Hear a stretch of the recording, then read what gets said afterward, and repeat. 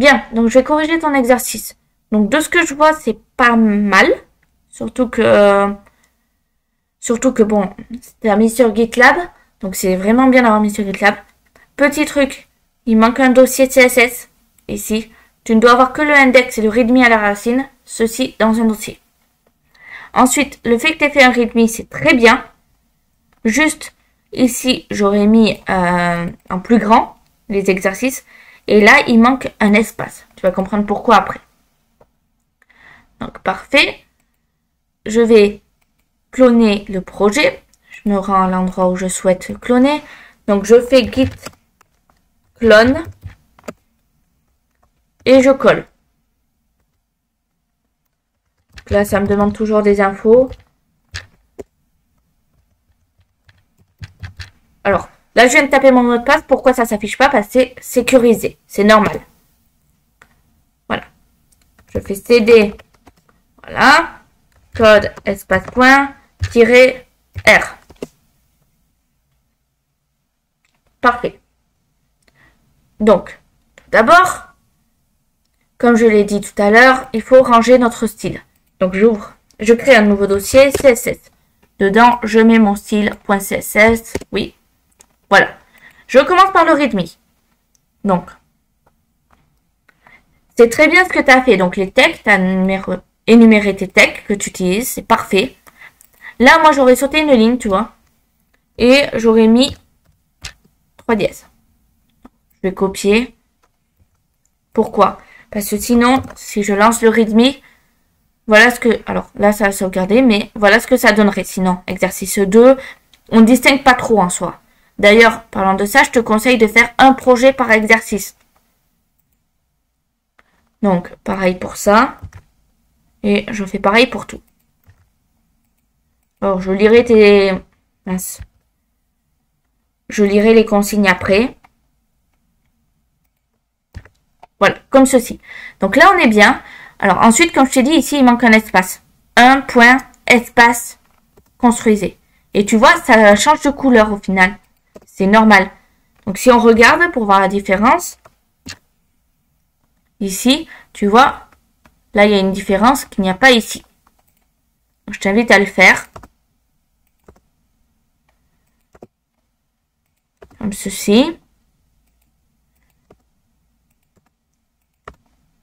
Voilà. Donc là, c'est bien.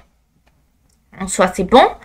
Donc maintenant, voyons, construisez un tableau de colonne 3 lignes, ajoutez une bordure noire d'un pixel sur l'ensemble du tableau, très bien. Ajoutez une propriété, fin de fusionner. C'est bien. Donc utilisez le code du tableau précédent et, pourquoi un et? Non, t'enlèves le et. Mettez une largeur de tableau en pixels, la virgule. Donc là, t'enlèves le puis et tu mets faites plutôt. Faites en sorte qu'il soit aussi, là il manque l'espace, large que la page. Fais attention. Pense à mettre les espaces là où il faut. Utilisez des pourcentages au lieu des pixels. Ajoutez une légende à ce tableau. Modifiez la taille du padding. Ajoutez des titres et des colonnes, etc. Là, c'est bien. Là-dessus, on est bon. Donc, l'index. Alors, ici, on a modifié notre style. Donc, ce n'est plus style.css, c'est ./CSS style.css. Je sauvegarde déjà. Alors, là, t'as pas forcément besoin de l'espace. Pense au Green IT, tu supprimes ce que t'as pas besoin. Là, c'est pas mal. Donc, je sauvegarde. Je regarde le style. On est bien. C'est même très bien. Je vais lancer le live. Donc là, on est bien. C'est parfait. Alors, si je mets inspecter, voyons voir. Donc là, c'est bien. C'est un peu étiré quand même. C'est bien, mais c'est un peu étiré. Potentiellement, faire quelque chose sur ça. Donc là, on est pas mal. On est bien aussi. Je diminue, c'est bien. Je diminue encore. Encore. Bon. Il faudrait diminuer peut-être un peu la taille du titre. Mais sinon, c'est bien. Alors, je te conseille quand même de sauter une ligne entre les jambes du tableau et ton tableau. Et sinon, c'est parfait ce que tu as fait. Alors, pour ce qui est du responsive, pour améliorer un petit peu, hein. Donc, Bootstrap. Ici, ce que tu peux faire, donc tu vas dans Doc. Alors, normalement, on l'a déjà vu. Mais ici, tu récupères le CDN du CSS. Copier. Je vais là. Donc, je retourne à mon index. Et je le mets avant mon style. Pourquoi? Parce que sinon, le style n'aura pas d'impact. Et ça sera Bootstrap qui prendra la main. Tandis que si tu mets d'abord Bootstrap, c'est ton style à toi qui va prendre la main et avant celui de Bootstrap. Et donc, bien sûr, je rajoute le JavaScript. Donc, je vais ici, je copie. Et là, je colle. Comme ceci.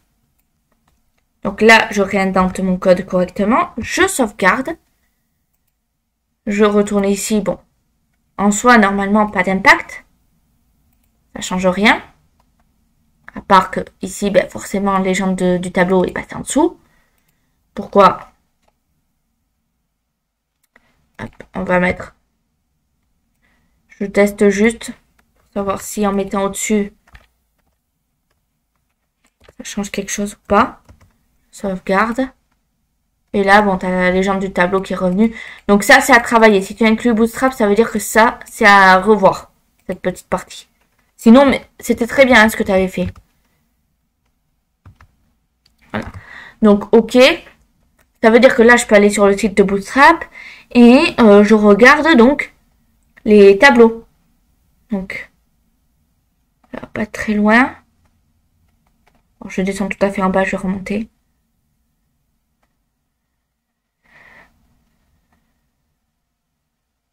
Donc là, j'ai un navbar, par exemple, si ça t'intéresse. Tac. Voilà. Columns. Donc ça, à mon avis, ouais, c'est bon, c'est les tableaux. Non, ça c'est la partie, la grille de Bootstrap. Donc nous, ce qu'on veut, c'est les tableaux Bootstrap. Donc, je trouve pas, je vais faire table. Voilà. Et là, j'ai le tableau Bootstrap. Donc, ça veut dire que ici, je vais utiliser les classes Bootstrap. Donc, ici, table. Donc, ici, et je mets classe table. Tout simplement. Donc, j'enchaîne ici. Donc, là, j'ai th scope. Donc, par exemple, je mets ceci. Comme ceci. Bon, bien évidemment, ça va potentiellement casser tout ton code. Hein. C'est pour l'exemple que je te montre ça. Voilà. Donc, là, rien de très exceptionnel en soi. Ça montre juste comment c'est fait. Là, si par exemple, je veux mettre des couleurs, je peux aussi. Donc, supposons que je veux que la première soit primary. Je peux mettre des couleurs. Donc, ça veut dire que par exemple, ici, voilà, je vais mettre comme ceci. Donc, à voir bien sûr ce que ça donne derrière. Donc là, par exemple, je fais ça. Je retourne ici, j'actualise. Qu'est-ce qui se passe? Pourquoi, par exemple, ça marche pas? On ne sait pas. Donc, on fait inspecter. Bon, je vais remettre en grand, par contre. Et là, par exemple, je vois que table, primary. Pourquoi ça marche pas, etc. Donc là, par exemple, sur table, ça dit. Donc là, c'est sur TR, là, c'est sur TD. Donc ça veut dire qu'en fait, table, ça ne va pas là. Ça va ici. Comme ceci. Ensuite, par exemple, je peux prendre pour TR ici. Donc je prends mon TR. Ceci, donc je vais sur TR. Je mets classe. Etc. Donc là, je sauvegarde. Et voilà, on voit que ça a changé tout le tableau. Donc là, par exemple, ici, table primary. Donc si je veux voir autre chose, je retourne. Je prends par exemple secondary. Et on voit ce que ça donne. Donc ici, sauvegarde, je retourne sur mon tableau. Et on voit que ça a changé. Donc il y a différentes couleurs. Donc, bien évidemment, là, je t'ai fait ça en 2-2. Donc, c'est à adapter, bien sûr. À toi de voir si tu veux utiliser du bootstrap ou pas.